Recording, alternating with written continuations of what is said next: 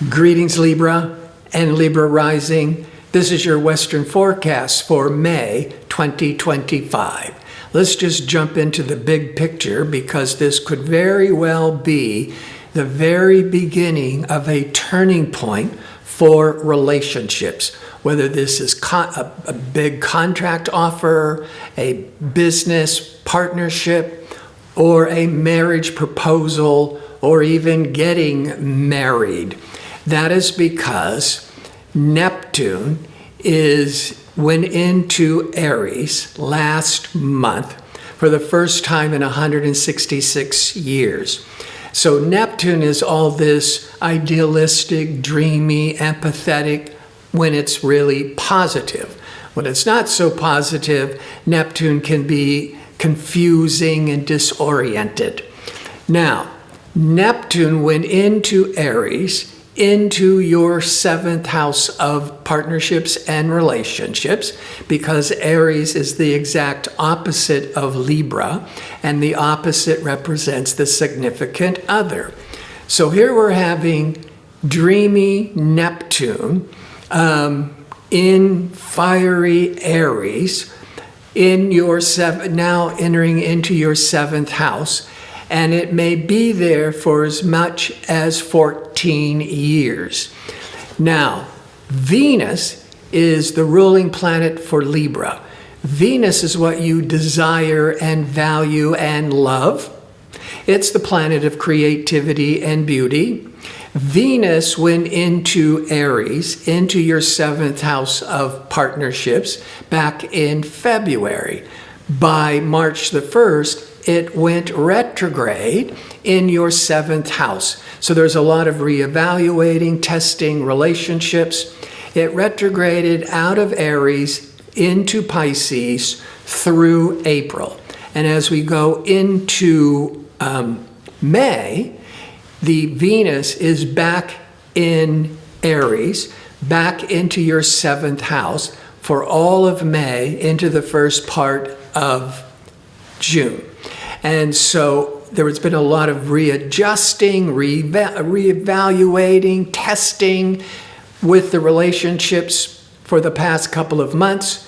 But now with Venus, now direct, now for the last time, and it's your ruling planet back into the 7th house, you're having more clarity, more focus of what you desire, Venus, in all types of professional or personal relationships.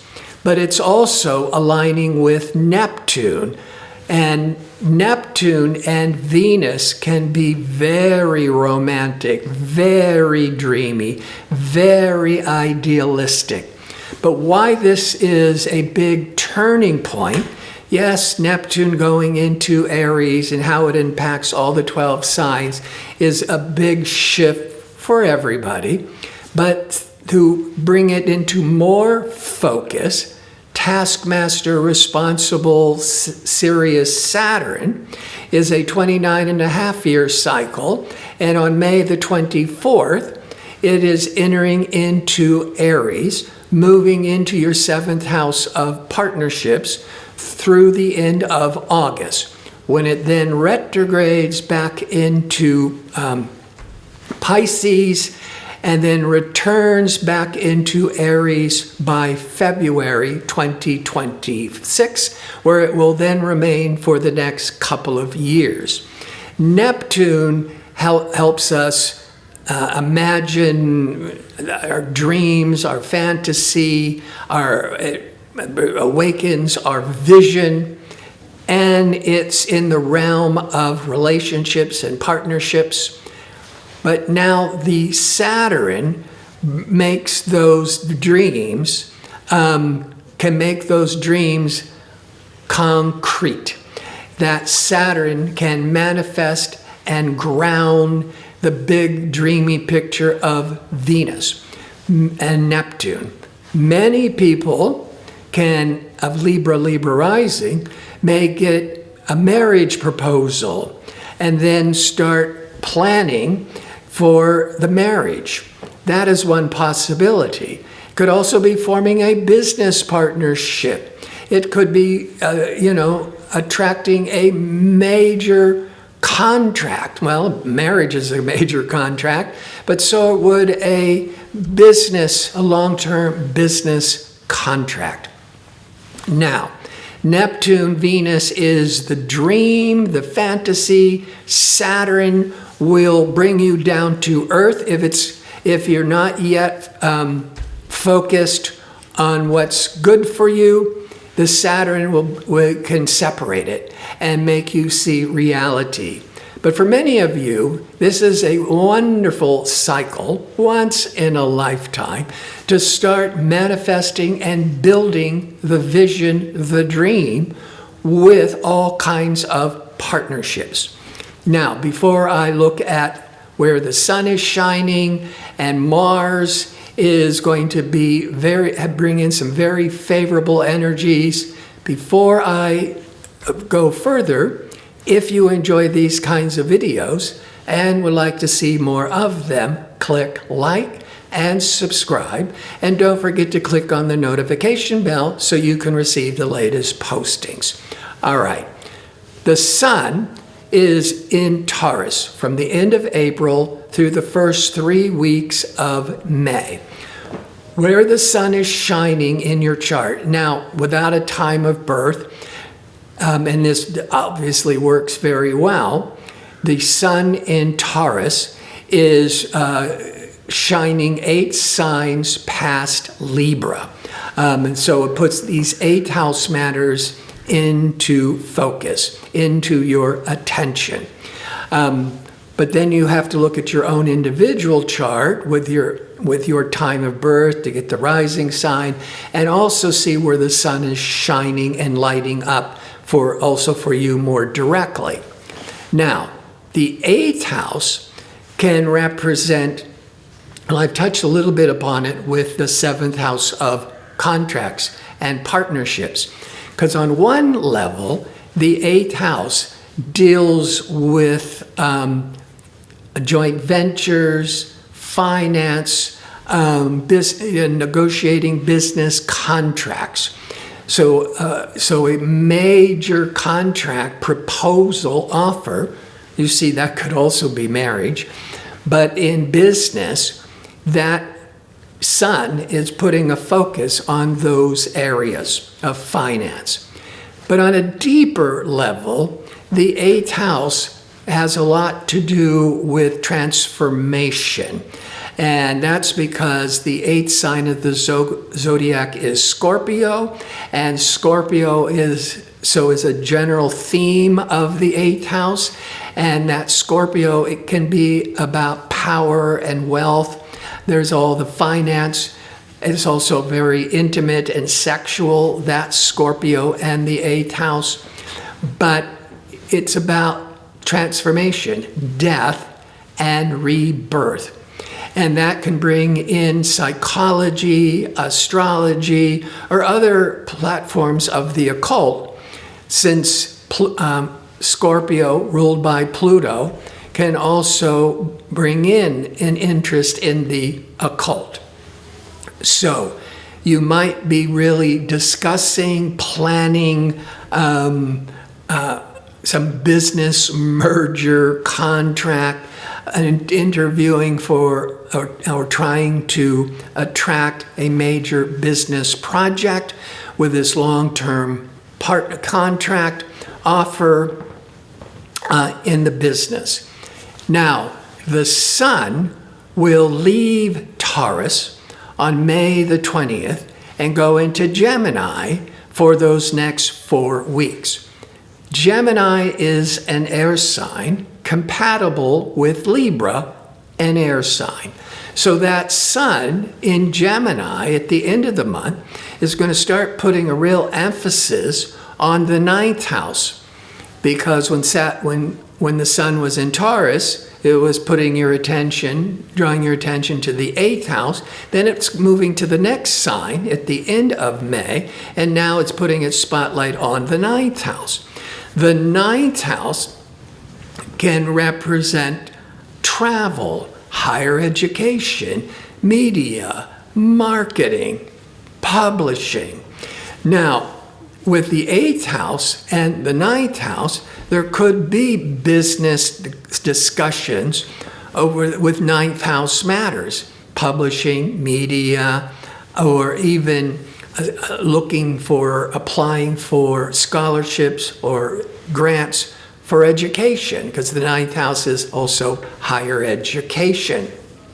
Now, the Venus, Neptune, Saturn in the 7th is putting a real emphasis on partnerships.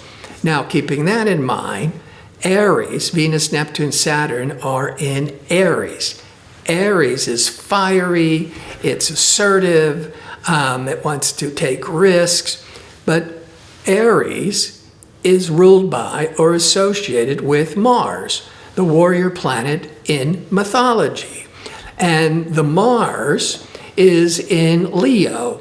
Now, you got some clues back in November, December last year when Mars went into Leo. And at the beginning of December, it started to retrograde. And Mars in Leo is once every 2 years. So by early January, Mars, now retrograde, is retrograding out of Leo into Cancer, which is transiting and triggering your career sector until as we're going into the middle of April. And then the Mars went back into Leo through the first part of June. So all of May, we're having Mars, the ruler of all those Aries planets, in Leo. Leo's a fire sign, in harmony with Aries, a fire sign, in harmony with Libra and air, because fire and air are compatible. The Mars in Leo is 11 signs past Libra. So there's a lot of energy, activity, assertiveness, bravado, if you will, of Mars highlighting the 11th house. The 11th house in the biggest picture represents your long-range goals and dreams and aspirations. On a more, bringing it less lofty, the 11th house deals with friendships and associates. Could be doing a lot of social networking. You could getting involved with groups or organizations, part of all this networking or expanding your social circle. And that Mars in Leo is in harmony with your ruling planet Venus in Aries, because they're both fire signs. And Mars and Venus is very passionate, romantic, desirous energies. It can be highly creative, but the Mars is stimulating the 11th house of social networking. In harmony with Venus, that planet of love and desire and union, is transiting this whole month of May, your 7th house of relationships. So Mars, Venus, Mars can be that sudden igniting of passions for an infatuation, or in an existing relationship, you might want to do something to bring the romance back into the relationships. And with Mars in the 11th, maybe you're organizing your friendships, that's the 11th house, to have a party, a celebration.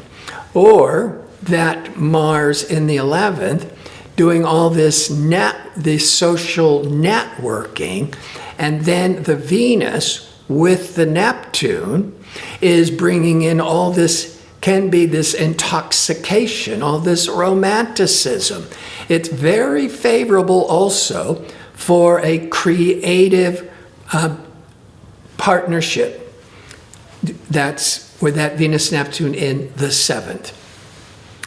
But now with all that headiness and that dreaminess and going after these ideals, it is involving, maybe it's getting married, Maybe it's involved setting up a business partnerships. The Saturn, every 29 and a half years, moving into Aries, joining the Venus-Neptune in Aries. The Neptune is the dream and the vision. It's going big. And the Saturn is bringing those lofty visions down to earth. If you have, if this has all been fantasy and non-reality and immature, because maybe you are very young and you don't have a lot of experience yet to see and recognize any red flags when you're starting a new relationship. That Saturn, if you're not in a wholesome partnership, which could also be business, could be financial negotiations, but certainly romance, if it's not supporting you and supporting the vision, the Saturn will bring you down to earth, wake you up, and begin to sever these visions, these dreams, if you will, to bring you back down to earth. So it'd certainly be a real maturing process. But for a lot of you, that Venus-Neptune is the vision and the dream that Saturn can start manifesting. Well, that could be business. That could certainly be making this heady romance starting to become more real with a commitment, with an engagement. Those are some examples. And the partnerships on a creative level is that dreamy level, which could be in business, could also be triggered through doing a lot of networking or coming through friendships. That's Mars in the 11th. But you could be attending a group event, a social event, hanging with friends. And if you're single, that's where you could be triggered with a sudden infatuation. Now, there's going to be, let's finish off with the new moon in Gemini. So the sun goes into Gemini, into your 9th house in harmony with Libra, May the 20th. The new moon will be 6 days later on May the 26th. The new moon will laser in and focus these issues that's very positive for you with 9th house matters for those next 4 weeks. Some of you may be going on a vacation, in long distance international vacation. That's the 9th house, with a partner. Maybe, or it could be just a best friend. Or you could be going on a honeymoon or planning all of it with your newly engaged or new spouse. Those are examples. Or you could be focused in business on marketing, publishing, online business. That's all positive with the 9th house, with a partner. Or along with a partnership, it could be that you're doing all this promotion and marketing to expand your client base, your customer base. That could also be the 7th house. I want to thank you for watching. If you like information on how to book an astrology reading or to check out my 2-question offer, visit my website at gardino.co. That's .co. Until next month, be safe and well.